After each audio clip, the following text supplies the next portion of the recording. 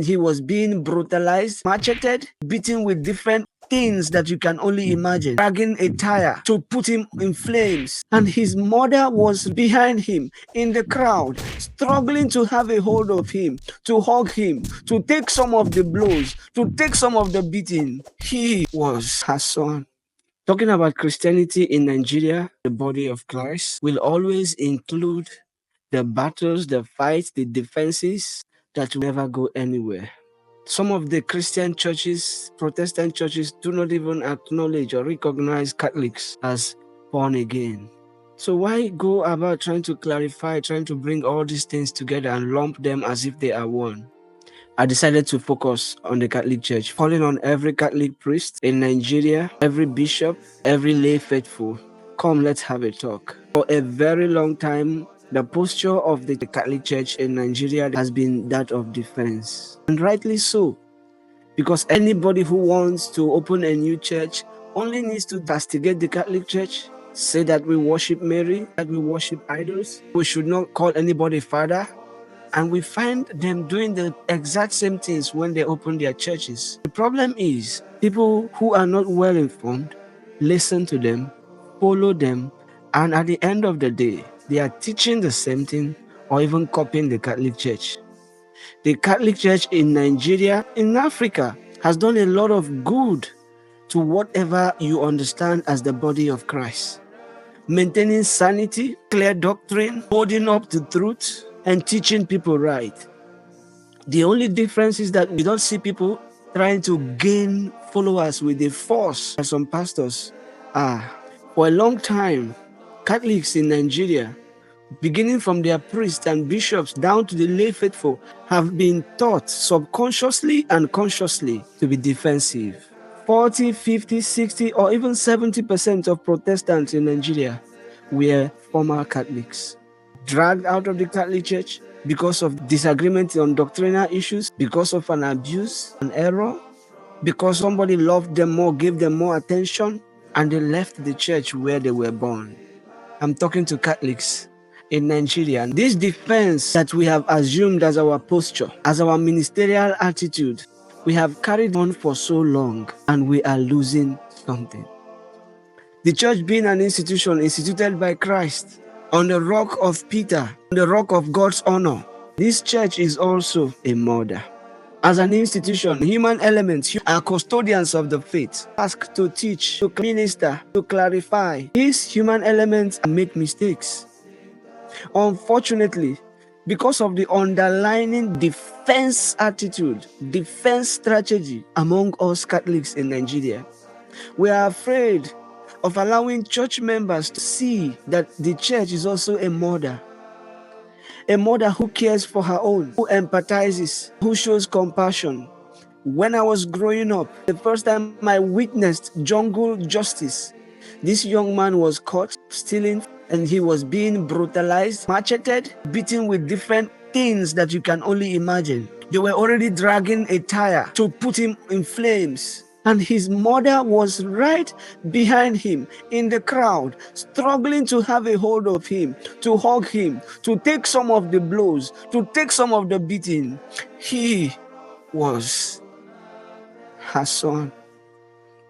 The Catholic Church in Nigeria, when will we come back to show the people that the church is also a mother? Do we think that being defensive, silencing people in pain, silencing people who have been victimized, abused, do we think that it will make the church continue to prosper?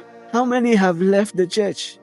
And how many more are leaving? We are called to witness love on different social media platforms. You have a lot of priests. Some of them are teaching and ministering. Some of them are blogging, doing comedy and making people laugh, and everything in between. The worst is that some of these young priests have become an army that attack anybody and anything, rightly so because of our context. But can we channel this energy to witness that the church is also a mother? In different instances, many people have been abused. Not everybody who speaks up is against the church. Some people are yearning to make things right. Many have been abused and were silenced. We do not have evidence because most of our Catholic churches are not live streamed. We don't have cameras recording every Sunday mass, every benediction, every morning mass, every weekly mass. Apart from people's accounts and testimonies about the abuses that are rampant and ravaging the Catholic Church in Nigeria. And when these people speak up, we malign them.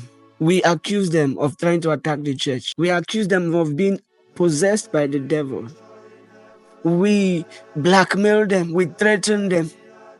We call their family members and threaten everyone. And the people who have already been abused are suffering the second abuse of beginning to question their reality, what they heard, what they felt, what they saw. In a diocese in Nigeria, children and mothers were flogged by a priest, and this incident made it to the news. A group of priests went to these people and convinced them to say that nothing happened to them. This is after they had sent pictures to somebody who wanted to take the case up. By the time they were threatened forcefully to never agree that anything happened to them, the case had to die because there was no witness. There was no victim anymore. They said that nothing happened.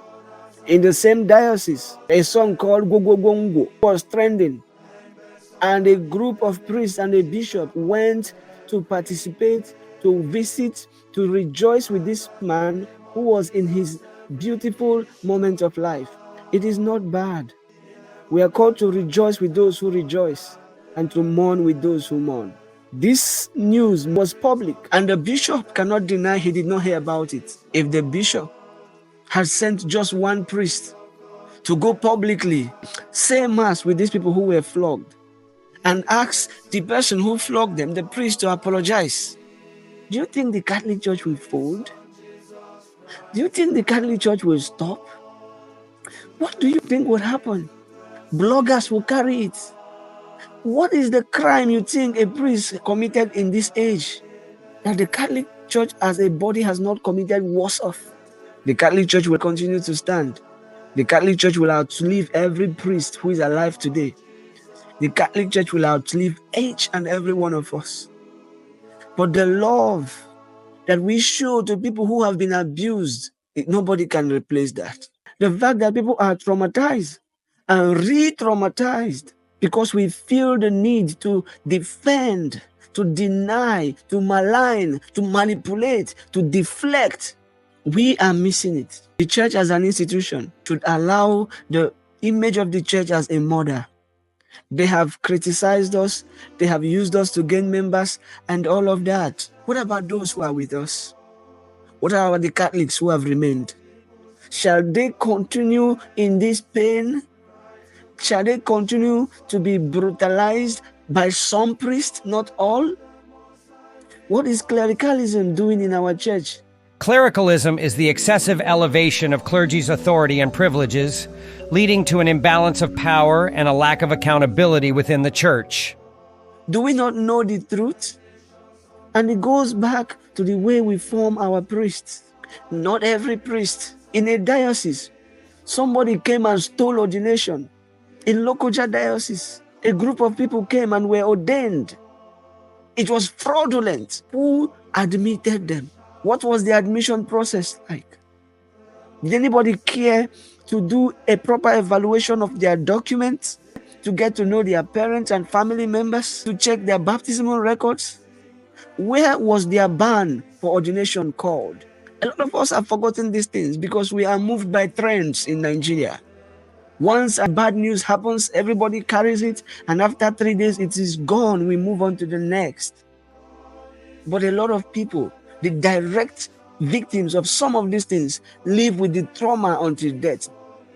I beg you, brothers and sisters, priests, bishops, lay faithful in Nigeria, I do not charge you to go fight in our church, but I charge you to respectfully and honorably ask questions. This is not the image of the church. This is not who God has called us to be as a church. The church is an institution and also a mother. We cannot always be politically right. When people make mistakes, we love even the people that made mistakes. When we encourage them to apologize, to come out publicly and make an apology, restore the image and dignity of the people who have been vandalized. A lot of lay faithful, their consciences are being violated on daily basis. On the confessionals, I receive calls about people who want to open up, but they want to remain anonymous. A lot of young girls will never go to confession again because they went for confession and the priest started asking them out or doing some shady, funny things. These things happen and you know it. You even know worse. You're probably asking me for evidence. Can you, our priests, teach our young people? Can you encourage them that some of these things they experience is not what it should be? It's not how it should be? Or would you only remain on social media to attack and to defend when it's coming from outside? Can we look into ourselves and see what problems we have? Charity begins at home.